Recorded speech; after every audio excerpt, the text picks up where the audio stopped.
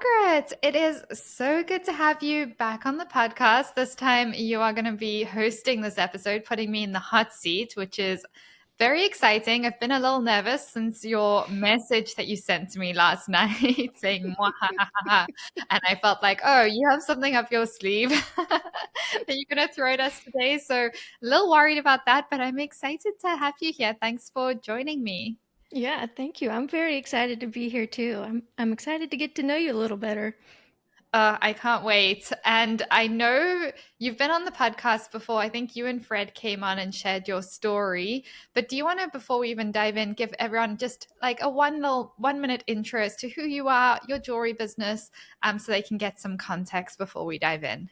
Of course, I'm Margaret Graham and I make centering pendants. It was an original idea by me, and they're handmade sort of talismans that are concave on both sides so you can hold them between your fingers and use them for meditation and mindfulness. And I've been doing that about 8 years now. And my husband Mm. and stepdaughter are now getting involved in the business, and we're looking to grow. I love that. Yeah, you have such an incredible team. You have such a special business and such a meaningful jewelry business as well. Like, I just love the work that you guys are doing. So, I know you have a funny story to kick us off. I don't know I what it do. is. I know you have a story. Do you want to share? I do. So this past weekend, I had my cousin over, and we were out on the porch talking about the Jewelry Business Academy and about you, all good things. We sing your praises to everybody.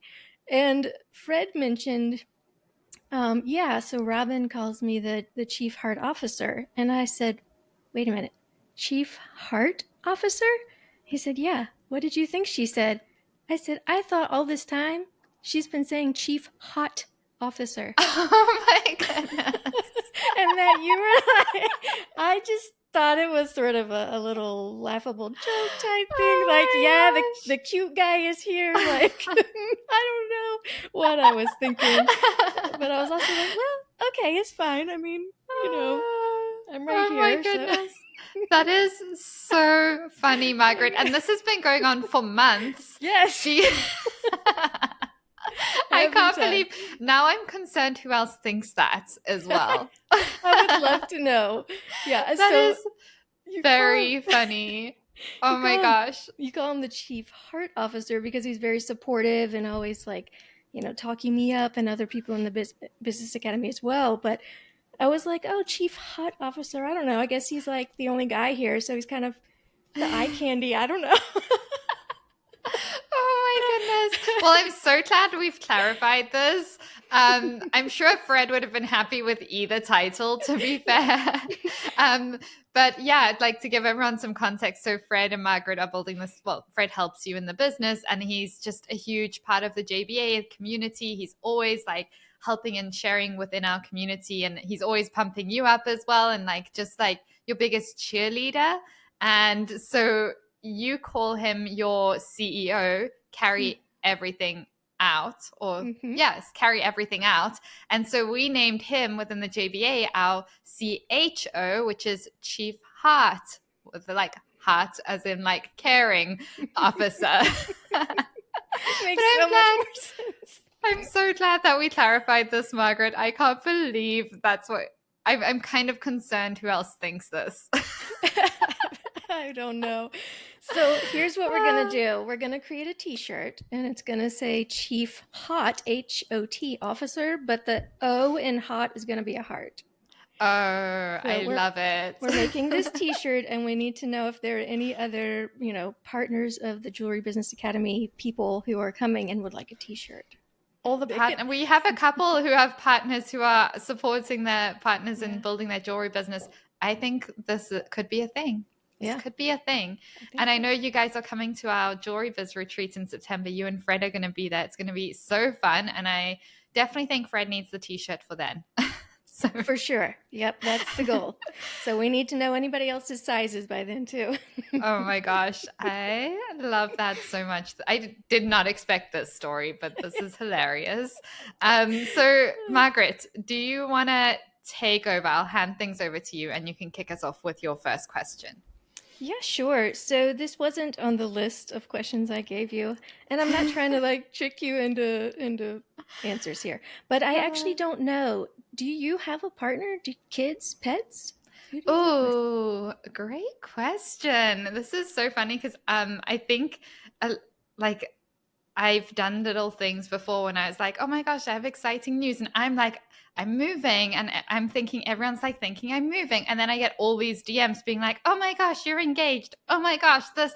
And I'm like, whoa, I don't know where this came from. So, yeah, this is a great question. I am at the moment, like, I live alone. I used to have a little Yorkie for many, many years. He was 17. He was basically my best friend, my little baby. He was the sweetest. But when he passed away a few years ago, I just couldn't get another one. Like, it was just so painful. I don't know if anyone's ever lost a pet. I've lost a few, and it was just the deepest pain possible. And so I just needed a few years to, get, I don't know, not have that fear of losing that again. Mm. And so yeah, right now I live alone. I am dating someone, so I'm not single. And I don't have kids, nothing yet. So it's probably as simple as life could possibly Mm. be right now in this season.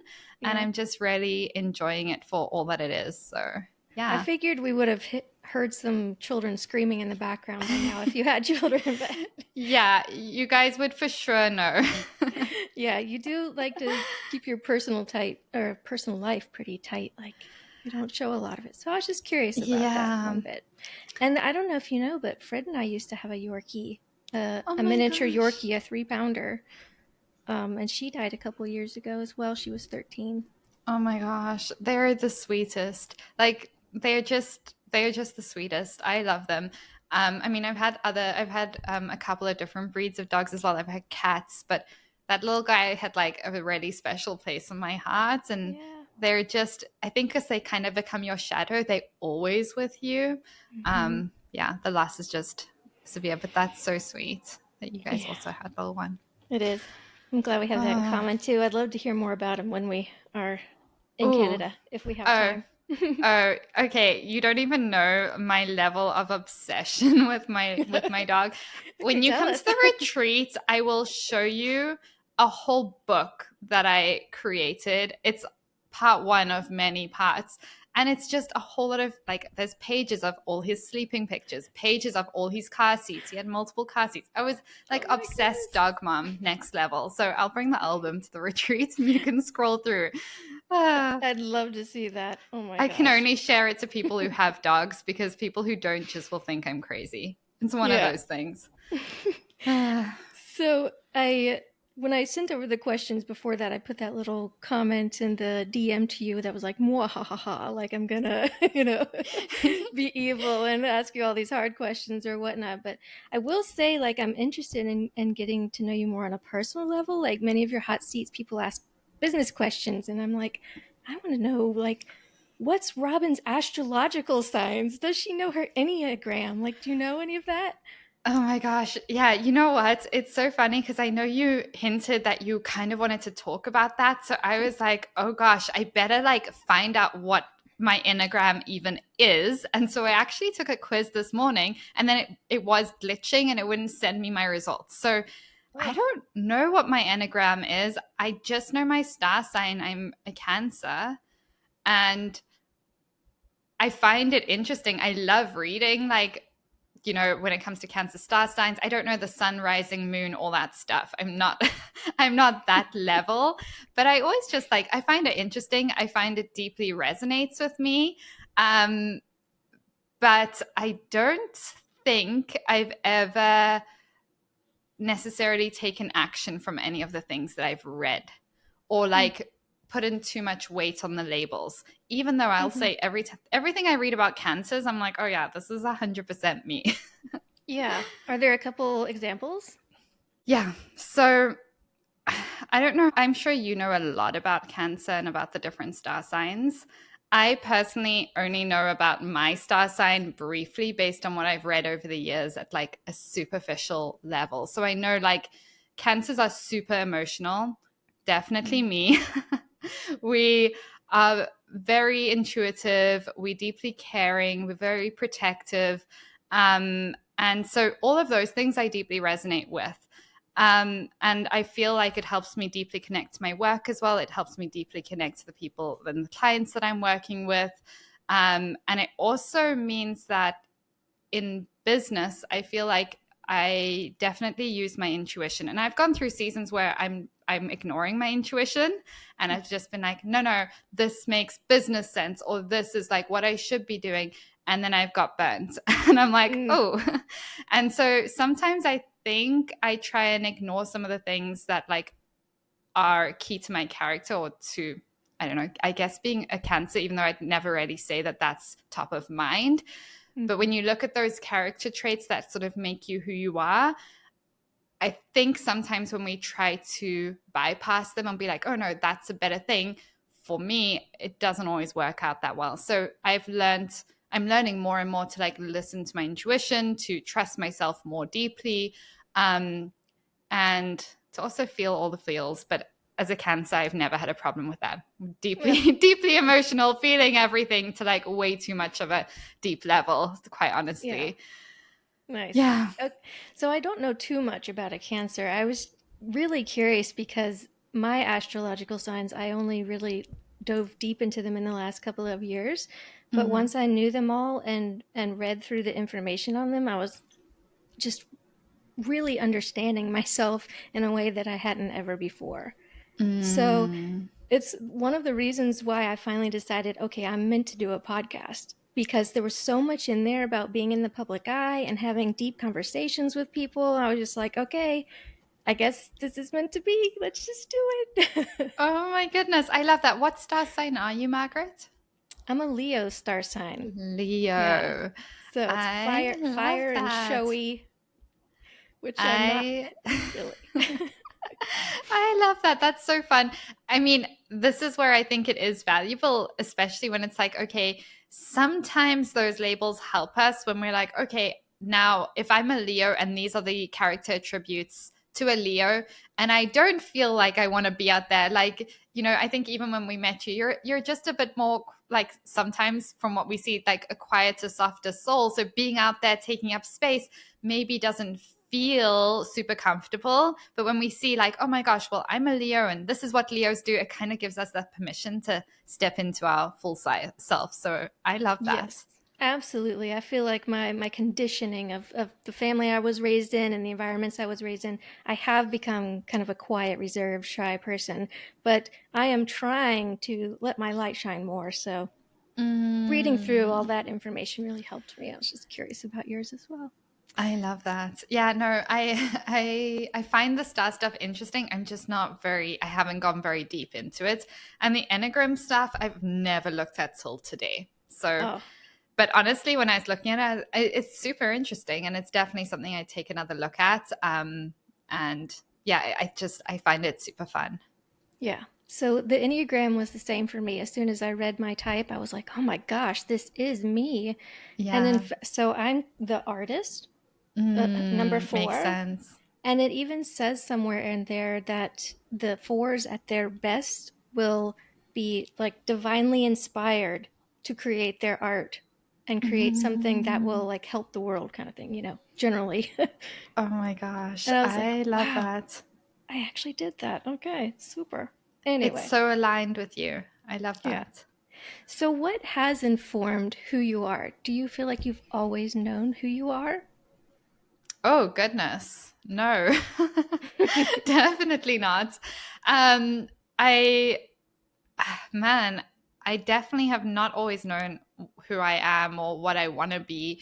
I've gone through many like seasons of life where I'm just questioning everything and like what I want to do and who I want to be and the direction of my life and stuff. And I don't know that we ever, well, maybe when you're younger, it's just not necessarily finding who we are. I think there's a lot of pressure when you're young to be like, what do you want to do? Who do you want to be? And like, you have to find yourself.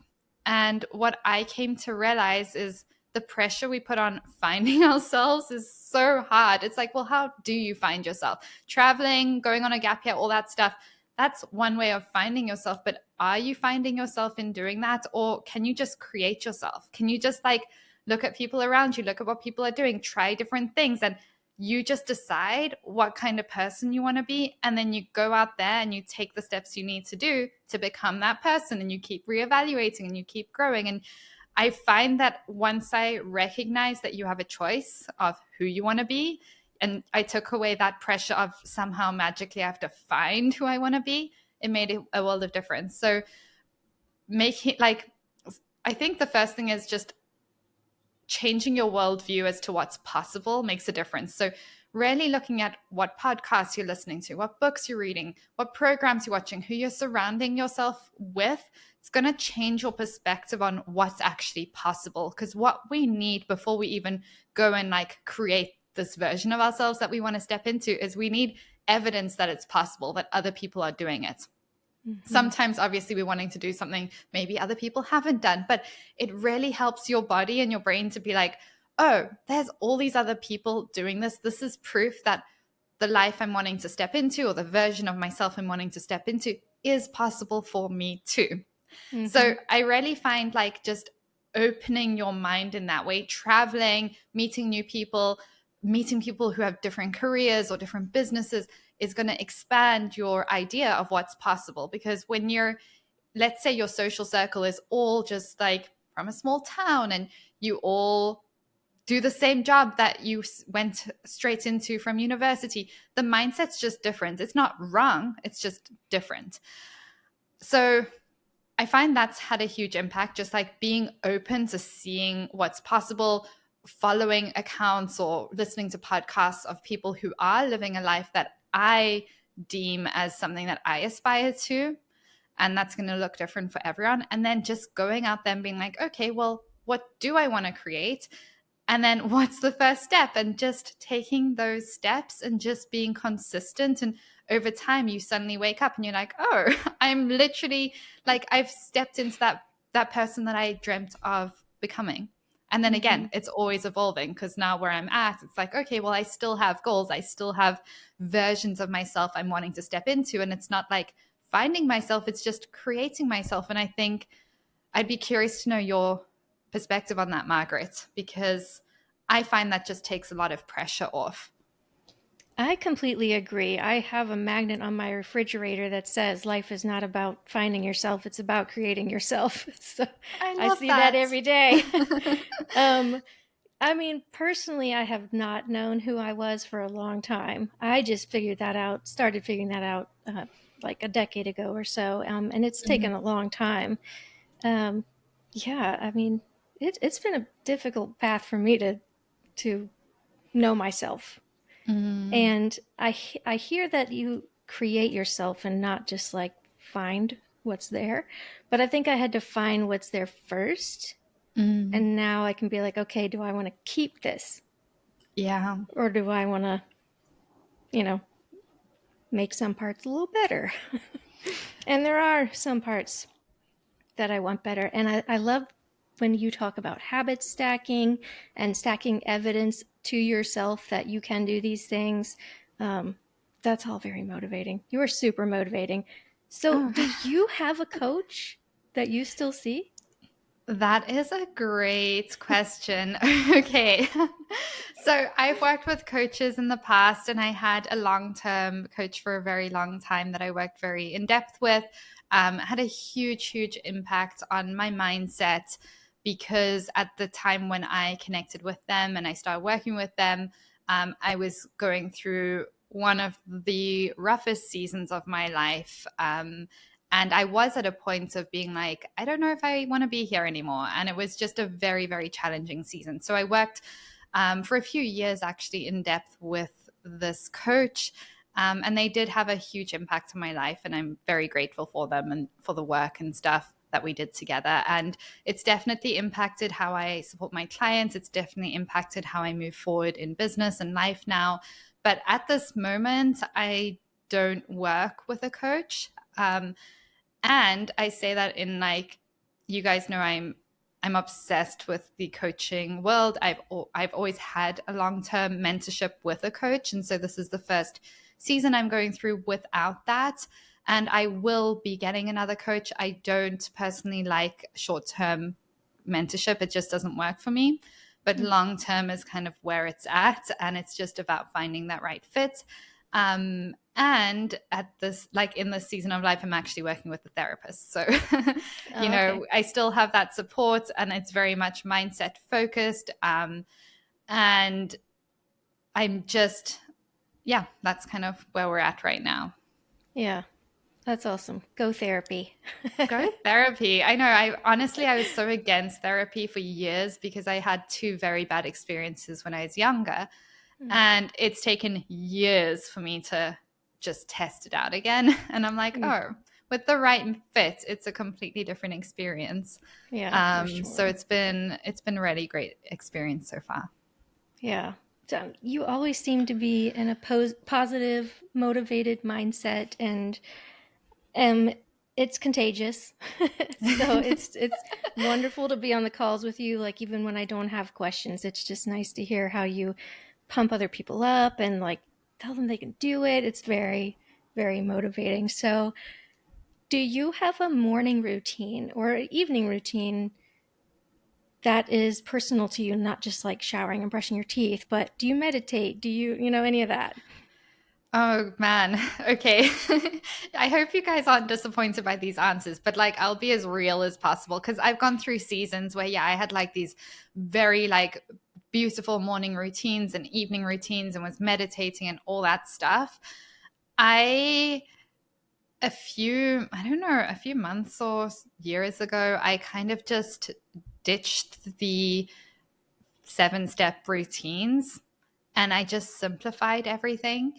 And I went through a stage of business where I thought I can't watch Netflix. I have to meditate. I have to do all these things to be able to show up as the right version of me.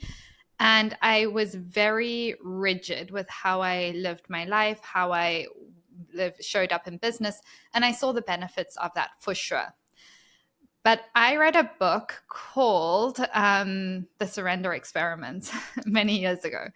And in that book, love it or hate it, like some people feel like it's very cult vibes. It really hit me deeply when I read that book because I was just going through something at that time that was really challenging. And one of the things I remember reading was this guy was deeply meditating and he saw this version of himself sitting in like close to the moon in like this little astronaut thing, and he just saw how he had isolated and kind of beat himself up over the years living such a rigid life essentially. And obviously there's more depth to this. You guys can read the book for sure, but reading that completely broke me and it changed my perspective on how rigid I'd been for many years in my life and in my routines and all of that. And so I decided to soften things up. So I don't have a routine for mornings. I don't have a routine for the evenings. I do listen to my body though. So I know I need movement every day. I know I need a gentle start to the mornings. I know that if I'm rushed, I get triggered and I hit like a level of stress in my body that I can't let go of for the rest of the day. So I cannot rush. Like I'm not going to do anything. I'm not going to go to a 6 a.m. Pilates class because the panic I feel at night going to bed, setting an alarm, knowing I have to be at Pilates at 6 a.m., it just ruins everything for me. So I allow myself to wake up most mornings without my alarm because I naturally wake up around 6, 6:30, 7, whenever it is. And then I make myself tea, I shower, I put my music on, I start my day gently. I sit on the couch, I look outside, I look at the lake.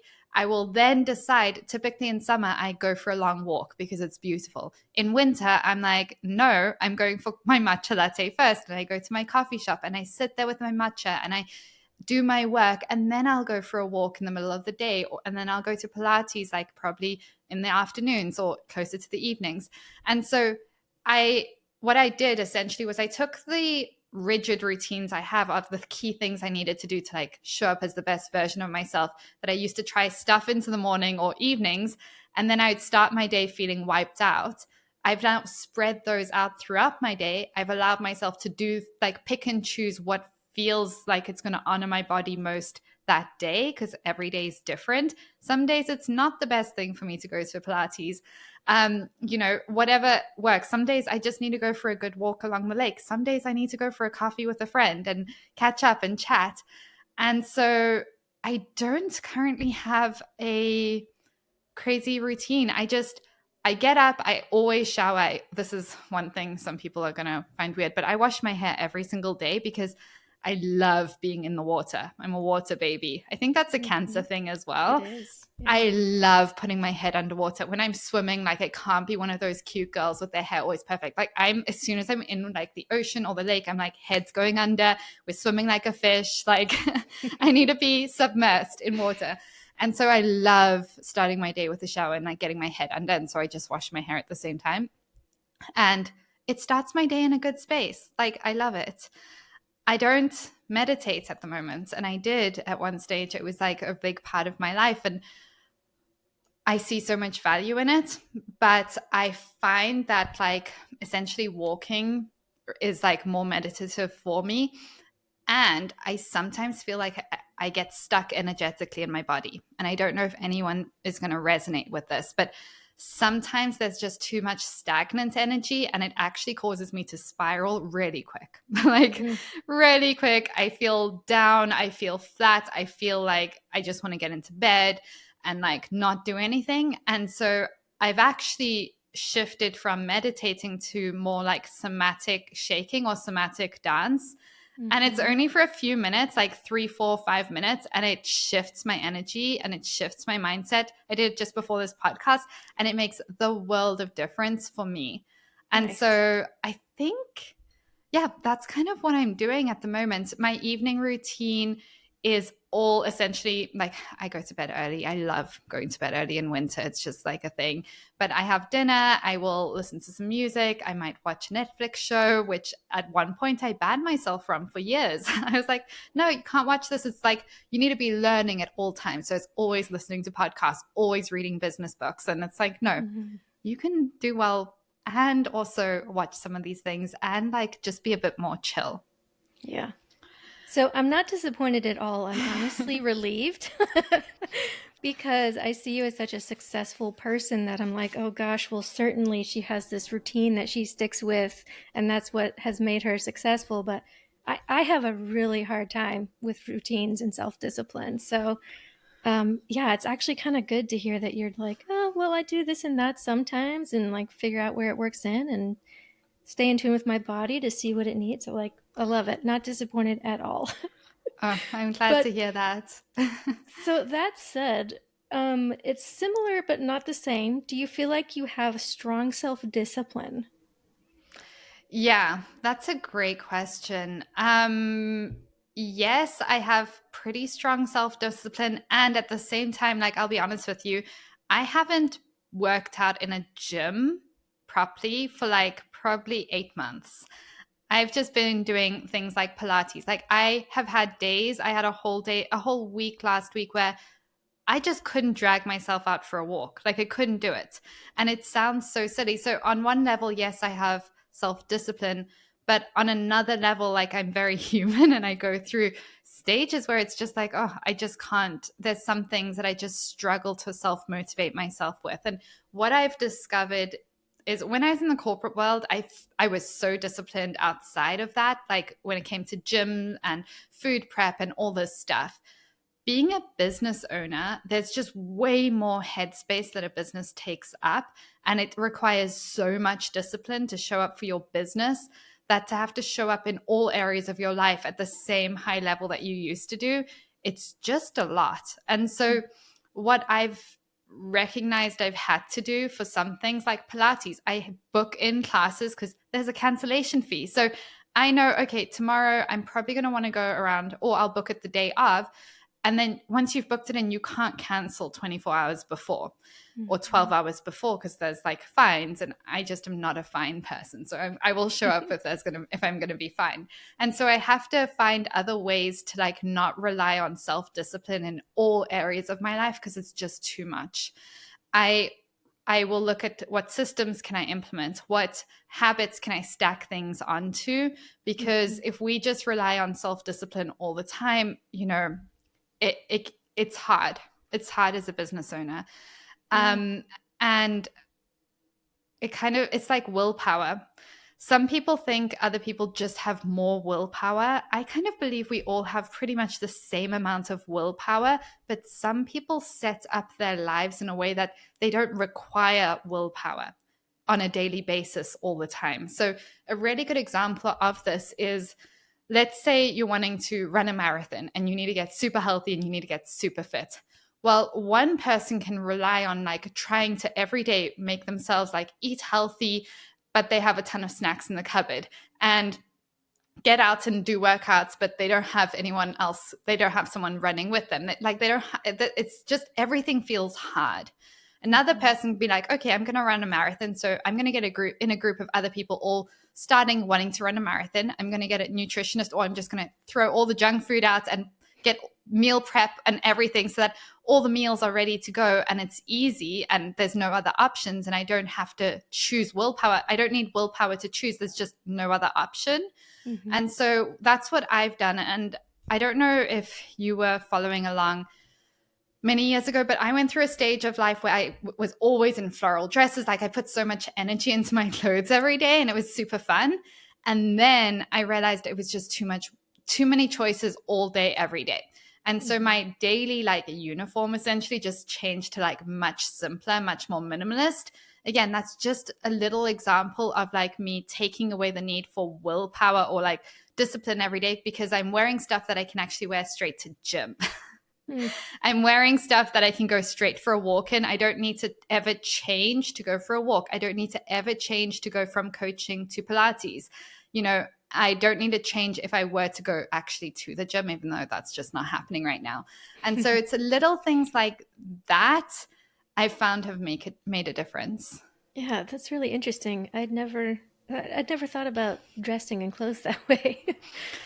So I also really love that you've implemented in the program recently, like this block schedule kind of thing where it's marketing Mondays and whatever we're supposed to do on Tuesdays. Target Tuesdays. Target Tuesdays. Do you find that you also do that? Do you follow a block schedule like that?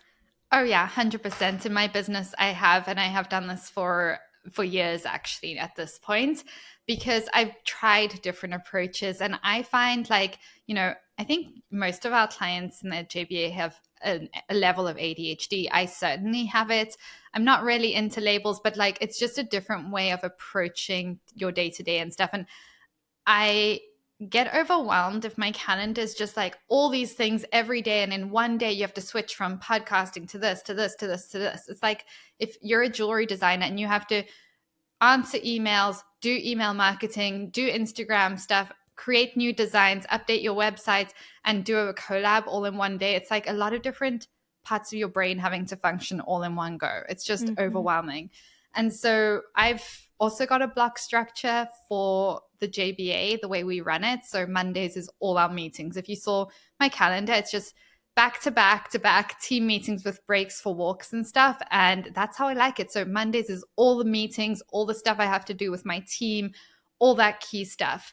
Tuesdays and Wednesdays are like key coaching days. So it's a ton of coaching. It's working on the program all in the same headspace. Thursdays is typically podcasts, and Fridays are also some podcasts. And then Friday is really where I'm looking at big picture of the business. What are we working on? What are we launching?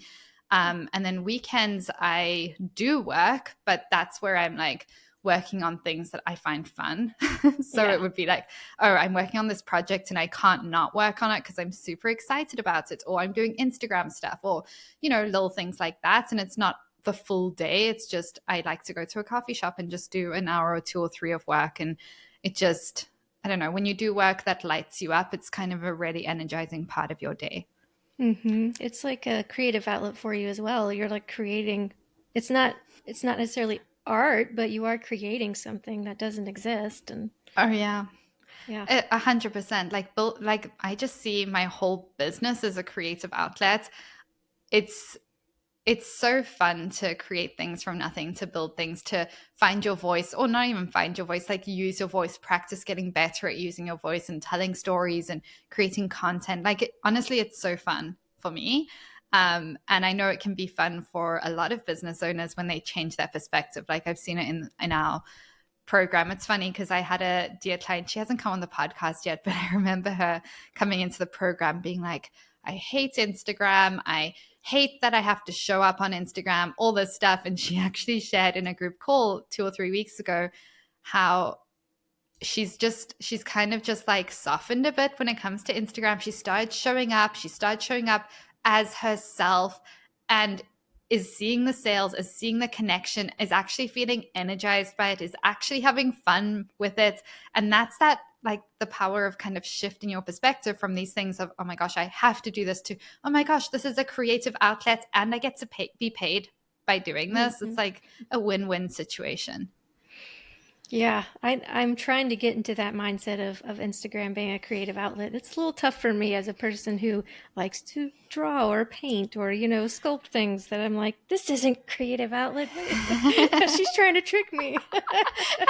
Trying to trick you. Yeah, you know what? It takes time, and it's definitely not the same as like physically bringing something to life by pottery or making jewelry or painting. It's definitely not exactly the same, but the writing element is kind of therapeutic. Yes. It can be. There have been mornings where I record myself as if I'm talking to a therapist and then get a transcript, and I'm like, ChatGPT, help me make this into a post so that it makes sense to my followers. I love it. I love that. It is helpful though. Yeah. Okay, so what is your vision for your like day-to-day life, a day in the life, but like 5 or 10 years from now? Ooh, I love this question. Okay, 5 to 10 years from now, a day in the life. I mean, quite honestly, it would probably be pretty similar to what I'm doing now. Um, and this will have to do summer because I'm not a winter person. So we're going to do a summer day in the life, like a summer Tuesday in the life.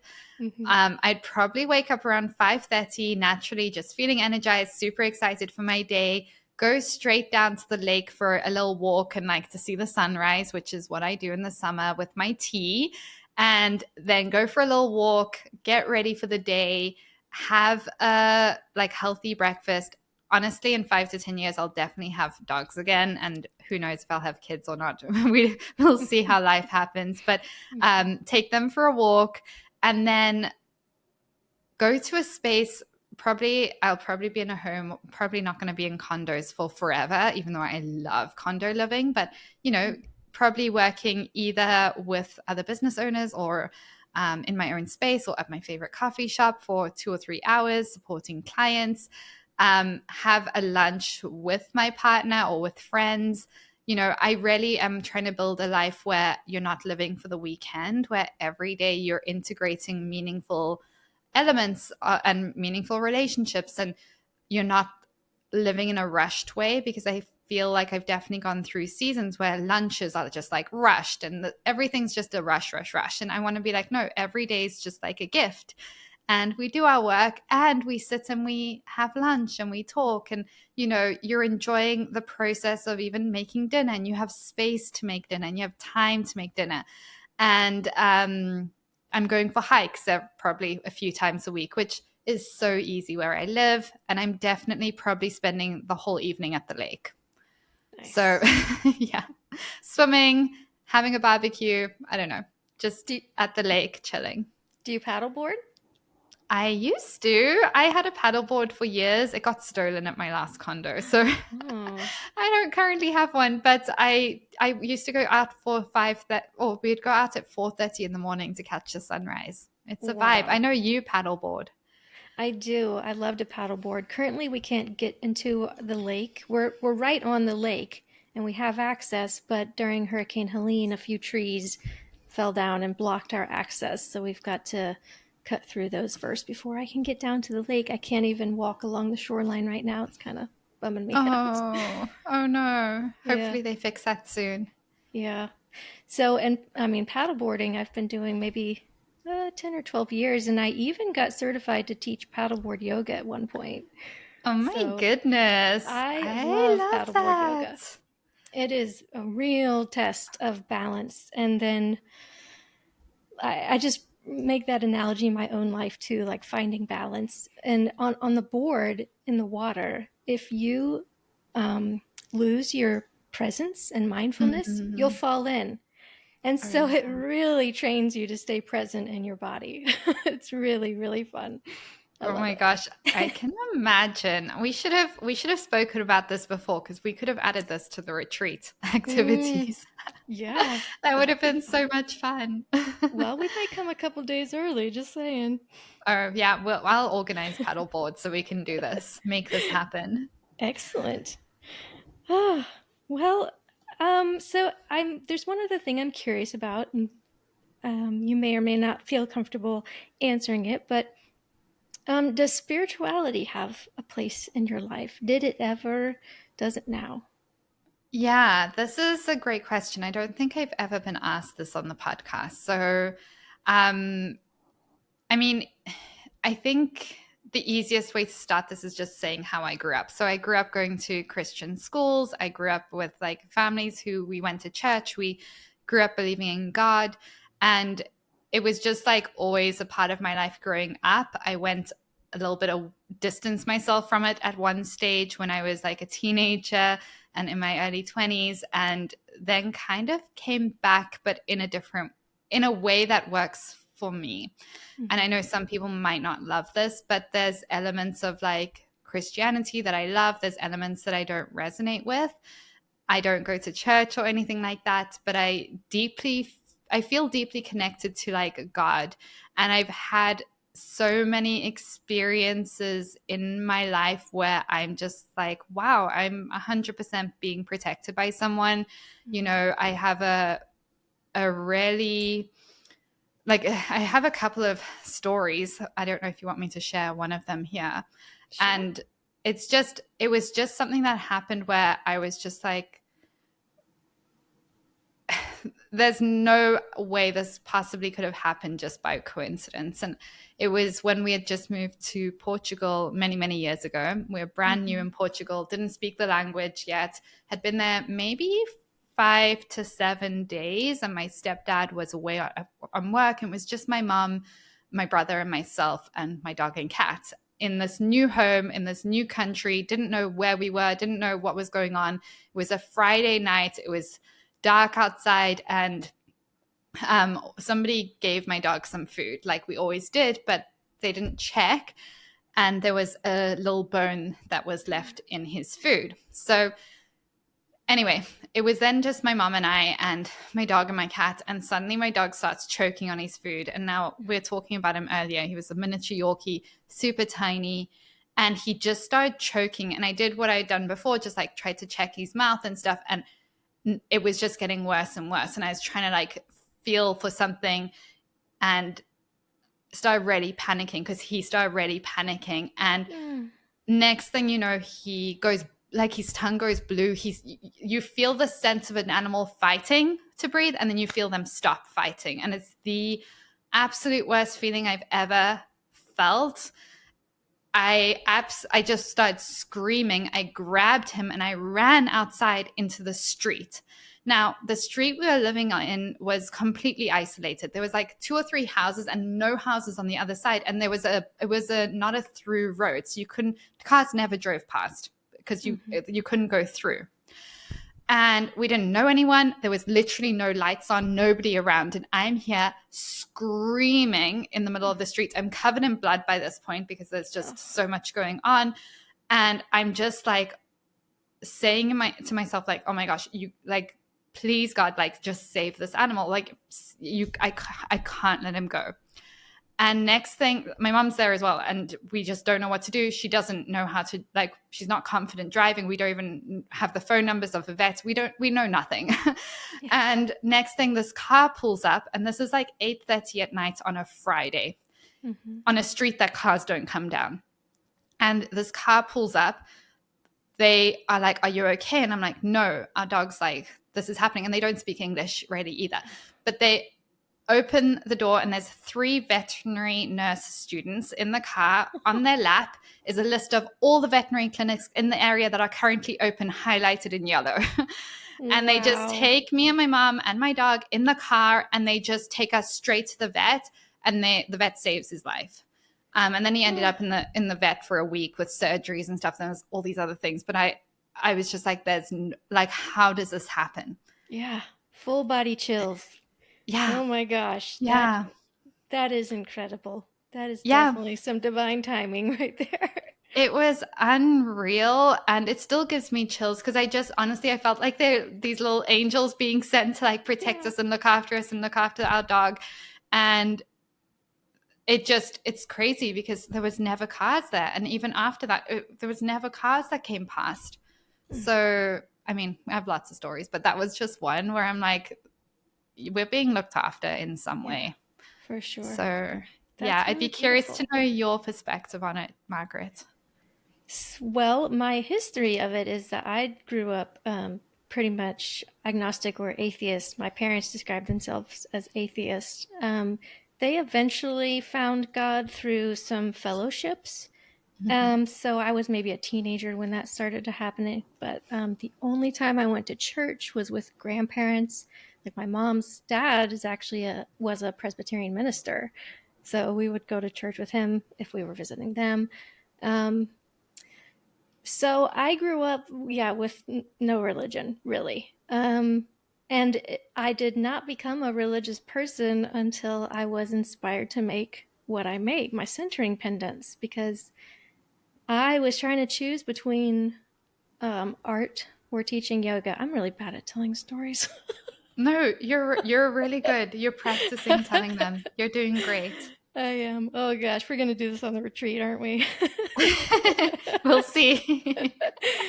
Okay. Oh, so I was like in my mid 30s when I was quit my job to teach yoga and make jewelry, but it was a completely different kind of jewelry, and I wanted to choose one or the other because I couldn't do both very well at the same time.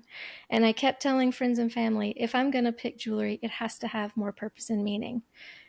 And then I was in the car one day thinking about how I could possibly help people who don't have like time to be on their yoga mat for an hour or whatnot, and saw how my thumb and finger around the wheel could make connection. And that is similar to Gyan Mudra, which is a hand gesture, sacred hand gesture that helps calm and center you.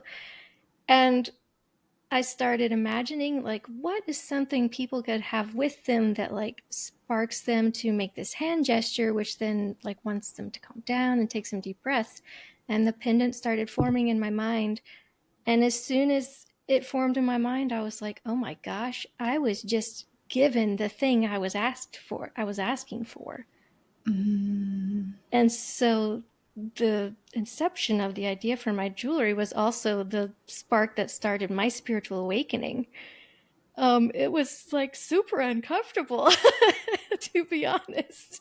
Oh my I mean, goodness. I started making these because I loved the idea. And, but then there was also like in the background, I'm like, I guess I believe in God now. What the, and I had to make sense of that. So, yeah, that's what it was like for me. And, and I'm no longer struggling with that. I used to have a hard time saying the word God, but now Mm. it feels good to me, and I know what that means to me, and it feels safe and it feels loving, and yeah, that's where I am with it. Oh, I love that, Margaret. Thank you for sharing that. And I think a lot of people listening, some people will resonate with our stories, some people won't, and that's okay. But the one thing I find has helped me as well is that you don't have to have all the answers to be able to believe in something. Mm-hmm. And I think just the act of believing in a greater power, whatever that may be to you, gives you a sense of peace and calm in the world we're living in, Yeah. because the things that go on sometimes it's just like there's so much out of our control, and it gives you a deep sense of peace sometimes, Yeah, and just for helps a sure. little bit, whether we know the real whatever's going on. Yeah. But this has been so much fun, Margaret. Thank you for being here. I don't know if we have time for one last question. It depends if you have a short one.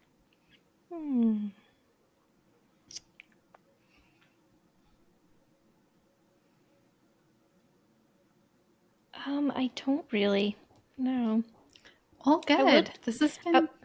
Yeah, I will just say though, like, thank you for answering all the questions. I feel like they were personal questions and you gave honest answers. I really appreciate it. It's nice to get to know you a bit more, and I'm looking forward to getting to know you more at the retreat too. Oh my gosh. Thank you for bringing the questions, Margaret. Yeah, this was definitely, I'm going to say this is probably the most personal episode we've done. So definitely a bit more vulnerable. And yeah, I can't wait to see you and Fred at the retreat. It's going to be so wonderful. Yeah. And anyone who's listening, who's coming to join us, it's going to be so much fun. And I know we're going to have people who are going to want to connect with you and just also check out your Centering Pendants, Margaret. So where can they find you and how can they support you? My website is centeringpendants.com, and I am Centering Pendants on Instagram. And we are getting ready to launch our podcast and a new website March 21st, and that will be called The Art of Centering. And it's all about the connections between art, mindfulness, mental health, and spirituality. I am so excited for this podcast. Thank you for sharing that, and we'll link those all in the show notes. And thank you again so much for being here, Margaret. This has been so much fun. Thank you too.